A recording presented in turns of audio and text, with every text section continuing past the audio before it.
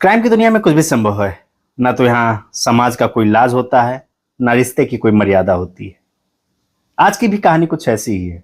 आज की कहानी एक ऐसी कहानी है जिसमें दो बच्चे की माँ होती है। 10 साल शादी के गुजर गए होते हैं।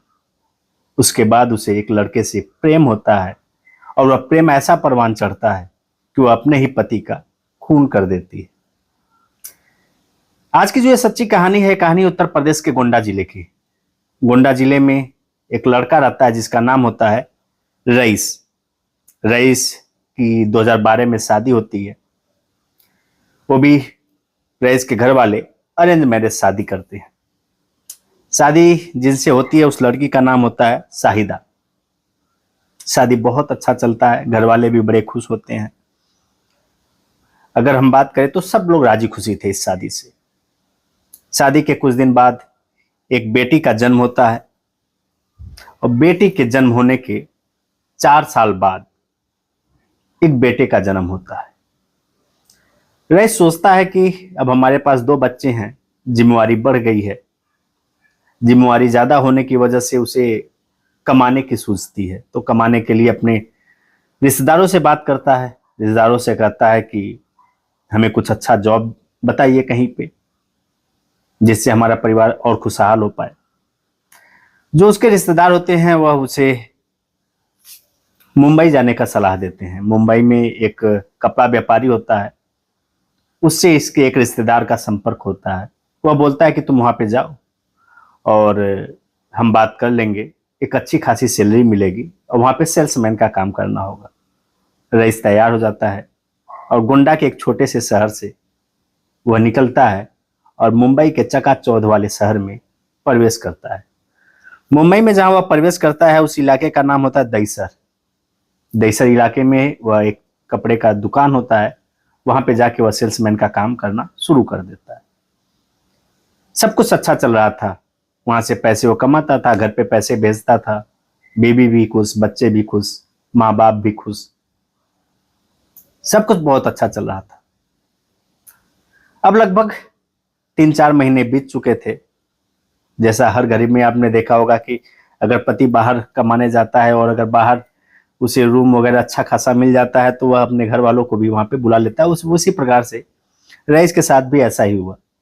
वहां पे जाने के बाद वह एक रूम की तलाश करता है। एक अच्छा खासा रूम मिल जाता है, एक अच्छे कॉलोनी में मिल जाता है और रईस अपनी बीबी और दोनों बच्चों को अपने पास ही मुंबई बुला लेता है। रईस जो उस कपड़े की दुकान पे काम करता था, उसका जो ड्यूटी टाइमिंग था वो कुछ ज्यादा ही था। सुबह 8 बजे के आसपास निकलता था, रात में कभी 9 बज जाते थे, कभी 10 बज जाते थे। रईस जब दुकान पे चला जाता था तो जो शाहिदा थी वो अकेले घर पे पड़ी रहती थी अपने बच्चों के साथ। उसी कॉलोनी में बगल में एक लड़का रहता था, अमित। अमित से रईस की एक अच्छी खासी दोस्ती थी और अमित शाहिदा के साथ भी उसका अच्छा बनता था, मदद भी करता था। रईस को कोई जरूरत होता था तो अमित के पास कॉल करता था कि तुम शाहिदा के लिए ये लेते आओ, वो लेते आओ वगैरह। जैसा आम होता है वैसा ही सब कुछ चलता है। अमित शादीशुदा नहीं है। धीरे धीरे यह दोस्ती कब प्यार में बदल जाता है इसका पता किसी को नहीं चलता है। जब कुछ दिन बीत जाता है तो आसपास पड़ोस के लोगों को अच्छा नहीं लगता है, क्योंकि अमित बार बार शाहिदा से उसके घर पे मिलने जाता है। रईस को अभी कुछ शक नहीं हो रहा था अमित के ऊपर, लेकिन जब बार बार पड़ोसी रईस को बताते थे कि अमित अच्छा लड़का नहीं है, उसके साथ दोस्ती मत रखो, वो तुम्हारा परिवार बर्बाद कर देगा, तो रईस के दिमाग में कहीं ना कहीं खनक जाता है कि अमित अच्छा नहीं है और शायद हमारी बीबी के साथ उसका अफेयर चल रहा है। जो रईस होता है वो शाहिदा को कई बार मनाने की कोशिश करता है कि तुम अमित से बात नहीं करो, उससे अपनी दूरी बना लो। शाहिदा मान भी जाती है, रईस को विश्वास भी दिला देती है कि वह अब अमित से कभी बात नहीं करेगी। कुछ दिन बीत जाता है, रईस को लगता है कि सब कुछ सही चल रहा है, लेकिन उसे क्या पता अभी भी शाहिदा इधर चोरी चुपके अमित को अपने घर पर बुलाया करती थी। 21 मई की बात है। रईस अपने कपड़े की दुकान पर जाता है। वह दोपहर तक काम करता है। दोपहर के बाद उसके मन में पता नहीं क्या आता है कि मुझे जाकर घर पे देखना चाहिए। उसको शक होता है और वह अपने मालिक से बोलता है कि मैं अभी जा रहा हूं और फिर थोड़ी देर में आता हूं। मालिक उसे बोल देता है कि ठीक है जाओ। रईस वहां से दुकान से निकल जाता है और सीधे अपने घर पर आता है।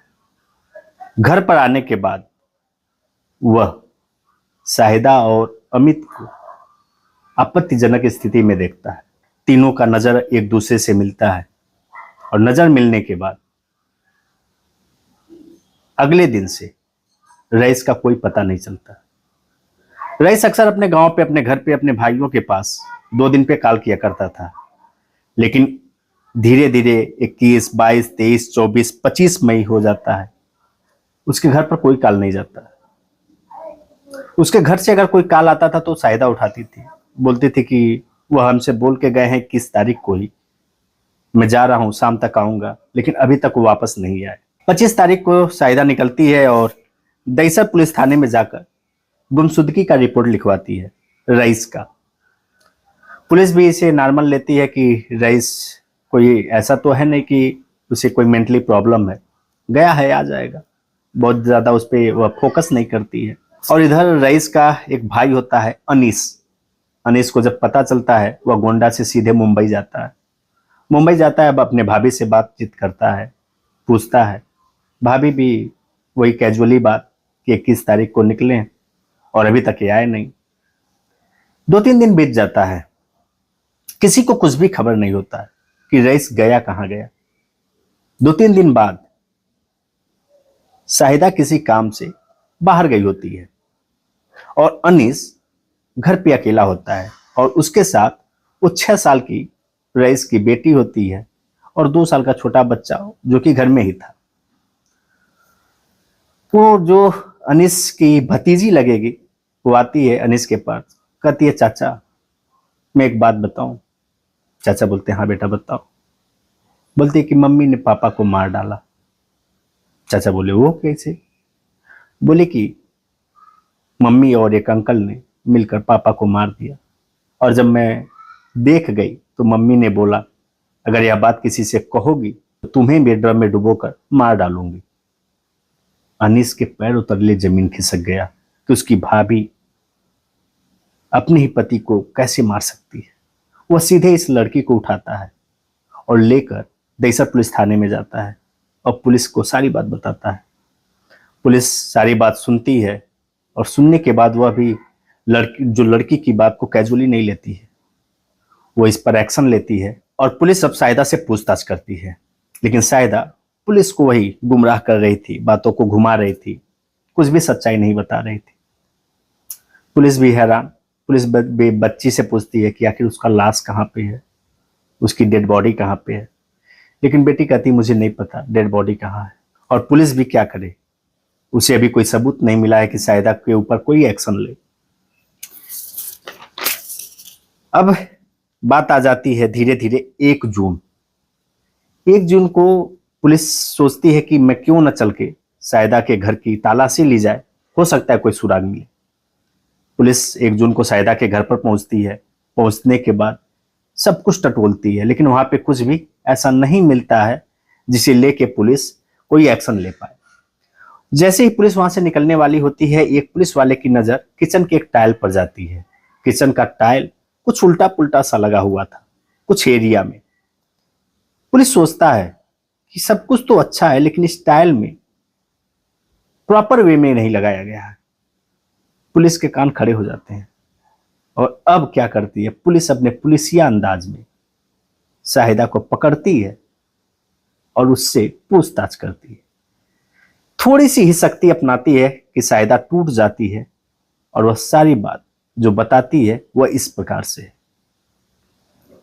वह बताती है कि रईस को मारने का प्लान कई दिनों से चल रहा था। मैं और अमित मिलकर रईस को जड़ से खत्म करना चाहते थे, क्योंकि मैं अमित से बहुत प्यार करती थी। उसी समय 21 तारीख को जब वह रईस आता है और इन दोनों को आपत्तिजनक स्थिति में देख लेता है, तो शाहिदा और अमित मिलकर इस रईस का गला काट देते हैं और गला काटने के बाद इस शरीर के 4 टुकड़ों में बांट दिए जाते हैं। उसके बाद से उस किचन का टाइल निकाला जाता है और लगभग 3 फीट का गड्ढा खोदकर उसी किचन में इसे दफनाकर ऊपर से टाइल लगा दिया जाता है। सोचिए शाहिदा की हिम्मत, पति के मरे इतने दिन हो गए और वह उसी किचन में दफन है और वह शाहिदा उसी किचन में रोजाना अपना खाना बनाती और खाती थी। पुलिस जब बयान ले लेती है शाहिदा की तो पूरी टीम लेकर उसके घर पर पहुंचती है, किचन के टाइल को निकलवाती है। लगभग 10-11 घंटे मशक्कत करने के बाद रईस की डेड बॉडी उसमें से निकलती है, वो भी 4 टुकड़ों में।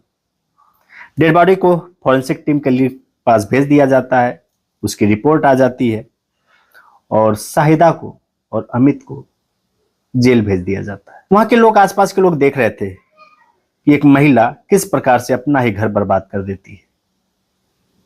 इसका भी एक उपाय था, अगर उसे प्यार हुआ था तो अपने पहले पति को तलाक देती और जाके अमित से शादी कर सकती थी, सब कुछ ठीक ठाक हो जाता, किसी को कोई नुकसान नहीं होता, रईस अपना घर देखता, दोनों बच्चों के साथ हो जाता और शाहिदा अमित के साथ हो जाती। लेकिन जब बर्बाद होना ही होता है तो उस पर किसी का बस नहीं चलता है। आखिर पूरा खेलता कूदता परिवार पल भर में बर्बाद हो जाता है। यह कहानी सुनाने का उद्देश्य हमारे किसी की भावनाओं को ठेस पहुंचाना नहीं है, बस इतना बताना है कि सजग रहें, सतर्क रहें और आने वाले क्राइम को भांप सके। मिलते हैं आप सभी किसी नए वीडियो में, तब तक के लिए जय हिंद।